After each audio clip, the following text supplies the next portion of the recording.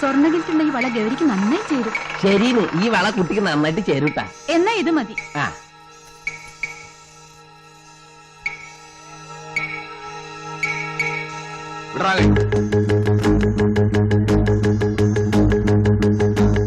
പെണ്ണുങ്ങളുടെ കയ്യെത്തൊട്ട് സൂയിക്കാതെ വളയിട്ട് കൊടുക്കാൻ നിനക്ക് അറിയില്ലല്ലടാ. നീ എന്തിനാടി നിനക്ക് നിന്ന് കൊടുത്തത്? 4 വള സ്വന്തമായിട്ടാ നിനക്കറിയില്ലേ? ഗൗരി, ഗൗരി, ആയി അപ്പൊ വൺ വേ ട്രാഫിക്കിന് ഞാനൊന്ന് തൊട്ടുന്ന കാര്യം തനിക്കെന്തോട്ട നഷ്ടം? തൊട്ടാലാ കൈ മാങ്ങ പൊളുന്നവരെ ഞാൻ പൊളിക്കളയും. കള്ളസ് പറയും.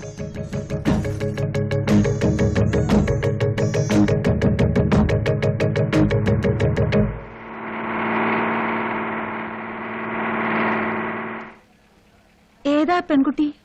ഗൗരി. ഗൗരിയോ? നിങ്ങൾ സ്നേഹിക്കുന്ന പെണ്ണാണോ? അവരുടെ പെരുമാറ്റം കണ്ടിട്ട് അങ്ങനെ തോന്നിയില്ലല്ലോ. ചില സമയത്ത് അവളുടെ പെരുമാറ്റം അങ്ങനെയാ. ചിലപ്പോഴേ ഉള്ളൂ.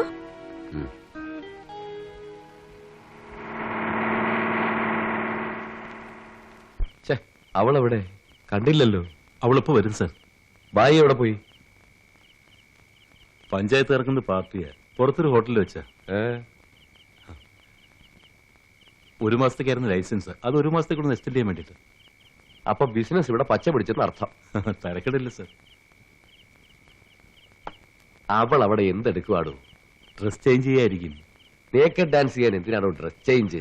അത് ശരിയാ. ശരിയാ, അതിന്റെ ആവശ്യം എന്താ? ഡോക്ടർ സാറേ, ചുമ്മാ തിന്നോണ്ടിരിക്കാതെ അല്പം ഒഴിച്ച് കഴിക്കാം. കഴിക്കുന്ന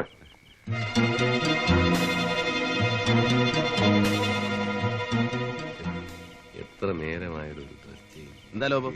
ലോബോ, ഒന്ന് വേഗം വരാൻ പറയടാ അവളോട്. അകത്തിരിക്കുന്ന സാർമാരുടെ മുമ്പിൽ നേക്കഡ് ഡാൻസ് ആടണം. എന്നെ കൊണ്ടാവില്ല സാർ. എന്നാലും അത് തുറന്നു പറഞ്ഞൂടെ? ജെയിംസ് സാർ ചീത്ത പറയും. ചീത്ത പറഞ്ഞാൽ തിരിച്ചു പറയണം. വായിൽ നാവില്ല നിനക്ക്. എന്താണ് അത്ര താമസം? വിളിച്ചാ കേട്ടില്ലേ? തുറന്നു പറയടോ. അവര് പറഞ്ഞ പോലെ അഴിഞ്ഞാടാൻ സാധിക്കില്ലെന്ന്. തനിക്കെന്താ അതിൽ കാര്യം? നീ പടാ. നിങ്ങൾക്ക് തരുന്ന ശമ്പളത്തിന് തുണിയില്ലാതെ ആടണമെന്ന് ഭാര്യ പറഞ്ഞോ? നീ അങ്ങനെ പറഞ്ഞാലും ചെയ്യരുത്. ഇവനൊക്കെ അത്രയ്ക്ക് മൂത്തെങ്കിൽ വല്ല മുള്ളുമുറിക്കലും പോയി കയറട്ടെ. എരന്ന് തിന്നാൻ വേണ്ടി ജനിച്ച കുറെ നാറുകളുണ്ട്. അവനെയൊക്കെ താങ്ങാൻ കുറെ പരമനാറികൾ.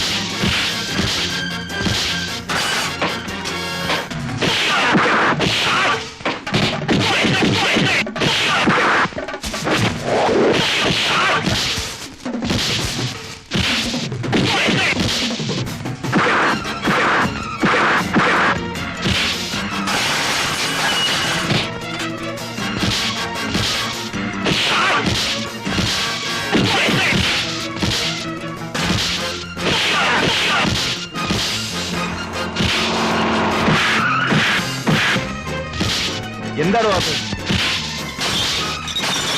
ഭരത കൊന്നുകള ഞാൻ. ഭരത വേണ്ട.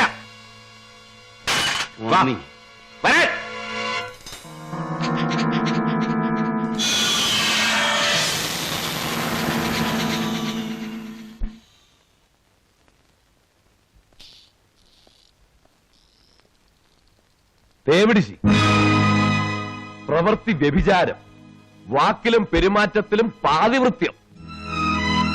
നിന്നെ ആദ്യം കണ്ട അന്ന് ഞാൻ എഴുതി വെച്ചതാ നീ പിശകാണെന്ന്. ഒരു ഓഫീസറുടെ തോൾപ്പട്ടയിലെ സ്റ്റാർ സിമ്പൽ കണ്ടാൽ എനിക്ക് പറയാനാവില്ല അയാൾ DSP ആണോ DYSP ആണോ എന്ന്. പക്ഷേ ഒരു പെണ്ണിനെ ഒറ്റ നോട്ടത്തിൽ കണ്ടാൽ ഞാൻ പറയും അവൾ പിശകാണോ അല്ലയോ എന്ന്. സഹജവാസന, അല്ലാതെ എന്തു പറയാനുള്ളൂ. ഞാൻ എന്താണോ പറഞ്ഞത്? ഇവിടെ പറഞ്ഞാണ് സാർ. റെസ്റ്റ് ഹൗസിൽ ശൃംഗരിക്കാൻ വന്നിരിക്കുന്നു കാമുകനുമായി. എത്ര കാമുകന്മാരുണ്ടടി നിനക്ക്? എത്ര കൊടുത്തടാ ഇപ്പൊ? 200. 200? സത്യം പറയടാ. 200 സാർ.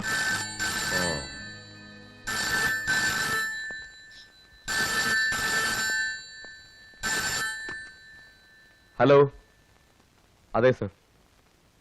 സർ സർ ശരി സർ, ശരി സർ, വെക്കട്ടെ.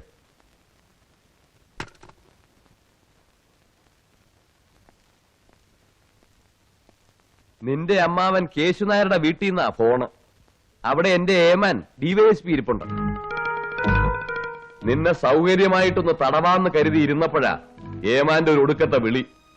ഞാൻ അവിടെ വരെ ഒന്ന് പോയിട്ട് വരാം. സാർ പടാ.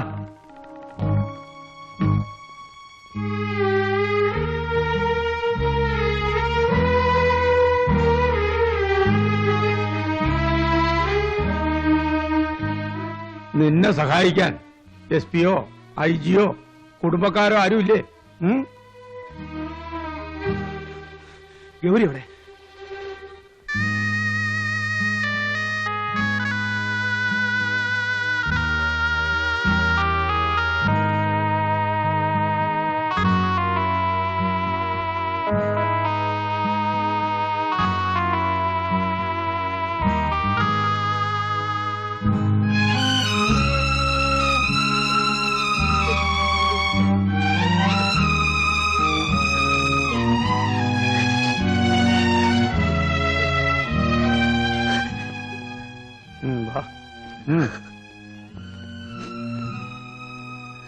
സംഗതിയൊക്കെ വാസ്തവ. കയ്യും കളവോടെ പിടിച്ചത് ഇവിടുത്തെ റെസ്റ്റ് ഹൗസിൽ വെച്ച്. ആദ്യമൊക്കെ രക്ഷപ്പെടാൻ വേണ്ടി കാമുകനും കാമുകയാന്നാ പറഞ്ഞു. ഒന്ന് വരട്ടിയപ്പോ ചെക്കൻ കൈ കഴി. ഞാൻ അത്യാവശ്യമായി നിന്നെ വിളിപ്പിച്ച് എന്തിനാന്ന് വെച്ചാൽ വലിയ കഴുകൻ പുറത്തു പോയിരിക്കുക. വേറെ ചില കഴുകന്മാർ ഇവിടെ ചുറ്റിപ്പറ്റി നടപ്പുണ്ട്. ഇന്നോ നാളെയോ മറ്റന്നാളോ ഒന്നും ഈ പെണ്ണ് കോടതി കാണില്ല. 2 or 3 പ്രാവശ്യം തിരിച്ചും മറിച്ചും വായിച്ചാലൊന്നും ജാമ്യാപേക്ഷയിലെ വാക്കിന്റെ അർത്ഥം മാറില്ല സാറേ.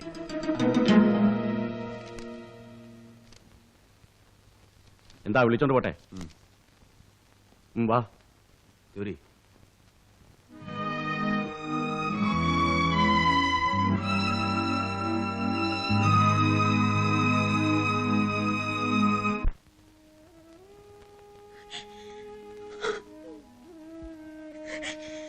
കുറെ നേരമായി കരച്ചിൽ തുടങ്ങിയിട്ട്. ഇത്രയും നേരം ഞാൻ ക്ഷമിച്ചു. സത്യം എന്താണെന്നുള്ളത് നിന്റെ നാവിൽ നിന്ന് തന്നെ എനിക്കറിയണം. പറയാൻ മനസ്സിലെങ്കിൽ ഇല്ല എന്നുള്ള ഒറ്റ വാക്കിൽ നിർത്താം. പിന്നെ നിനക്ക് നിന്റെ വഴി, എനിക്ക് എന്റെ വഴി. പറയടി.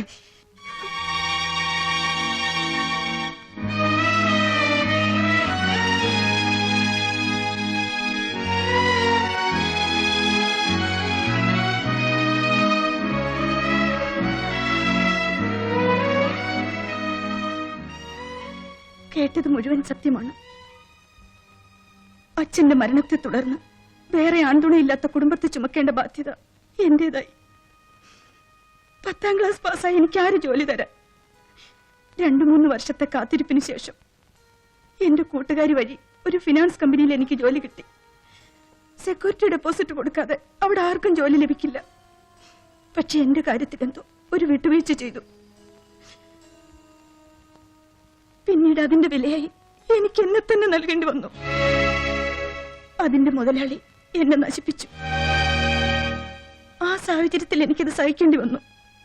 വീട്ടിലെ ദാരിദ്ര്യം, ഇല്ലായ്മയുടെ നീണ്ട പട്ടിക, പറമ്പിലെ തുച്ഛമായ വരുമാനം കൊണ്ട് എന്ത് ചെയ്യും? എത്ര നാൾ മറ്റുള്ളവരെ ആശ്രയിക്കും? 1 വർഷം കഴിഞ്ഞു നിരനിരയായി പൊട്ടിയ ഫൈനാൻസ് കമ്പനിയുടെ കൂട്ടത്തിൽ എന്റെ കമ്പനിയും പൊട്ടി.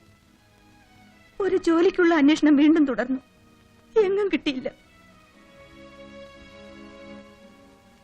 എന്റെ ശരീരത്തിന് വിലയുണ്ടെന്ന് നേരത്തെ മനസ്സിലാക്കിയ ഞാൻ അത് വീണ്ടും വിറ്റു. ഇന്ന് വരെ അമ്മ പറഞ്ഞത് നേരാണ്. ഭരതേട്ടാന്ന് ഞാൻ തികച്ചും വിളിച്ചിട്ടില്ല. ഒരു കാലത്ത് ഭരതേട്ടൻ എന്നെ സ്നേഹിക്കാൻ ഞാൻ കൊതിച്ചിട്ടുണ്ട്. പിന്നീട് അതിലേറെ വെറുക്കാനും കൊതിച്ചു.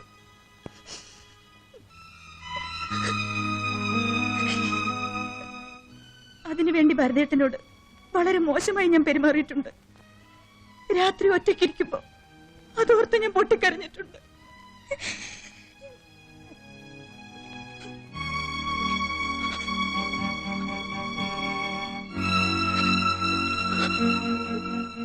നീ പറഞ്ഞത് മുഴുവൻ അതേ ആത്മാർത്ഥതയിൽ തന്നെ ഞാൻ എടുക്കുന്നു. എനിക്ക് നിന്നെ എന്റെ പഴയ ഗൗരിയായിട്ട് തന്നെ കാണാൻ കഴിയും. ഏതൊരു സാഹചര്യത്തിലും നീ പഴയ ഓർമ്മകളിലേക്ക് തിരിച്ചു പോകരുത്. അതൊരു ദുസ്വപ്നമായിട്ട് തന്നെ അവശേഷിക്കട്ടെ. നിന്റെ വീട്ടുകാരോട് ഞാൻ പറയുന്നുണ്ട്, ഇതേക്കുറിച്ച് നിന്നോട് ഒരു അക്ഷരം പോലും സംസാരിച്ചു പോരുന്നു. നാട്ടുകാരെന്ത് വേണേലും പറഞ്ഞോട്ടെ. ആര് ചോദിച്ചാലും നീ ധൈര്യമായിട്ട് പറഞ്ഞു, നീ ഭരതന്റെ പെണ്ണാണ്. ഇല്ല ഇല്ല, അത് പറയാൻ എനിക്കാവില്ല. ഭരതേട്ടനെ ഞാൻ വഞ്ചിച്ചു. ഇനി ഒരിക്കലും ഭരതേട്ടനെ സ്നേഹിക്കാൻ എനിക്ക് കഴിയില്ല. ഗൗരി, കാലത്തിനെല്ലാം മായ്ക്കുവാനുള്ള ശക്തിയുണ്ട്. കഴിഞ്ഞതൊക്കെ താനേ നീ മറന്നോളൂ. എല്ലാം തുറന്നു പറഞ്ഞിട്ടും എന്റെ ഉള്ളിൽ നിന്നെക്കുറിച്ച് അറപ്പോ വെറുപ്പോ തോന്നിയിട്ടില്ല. ആ ആത്മാർത്ഥത നീ അംഗീകരിക്കണം. ഞാൻ പറയുന്ന അനുസരിക്കണം. മറുത്തൊന്നും പറയരുത്. നീ എന്നെ സ്നേഹിക്കുന്നത് സത്യമാണെങ്കിൽ. സ്നേഹിക്കുന്ന ഒരു പുരുഷൻ നിന്നെ നിയന്ത്രിക്കാനില്ലെങ്കിൽ പഴയ ഓർമ്മകളിലേക്ക് പിന്നെയും നീ തിരിച്ചു പോകും. അതിന് ഞാൻ നിന്നെ അനുവദിക്കില്ല, ഇനി ഒരിക്കലും. പണ്ടെങ്ങോ ഞാൻ നിന്റെ അമ്മയോട് പറഞ്ഞിട്ടുണ്ട്, ഒരു തുളസിമാലയും താലിയും മാത്രം മതി അവർ പറയുന്ന ഏത് അമ്പലത്തിൽ വെച്ച് നിന്നെ ഞാൻ കെട്ടിക്കൊള്ളാവും. അത് ഞാൻ വീണ്ടും പറയുന്നു.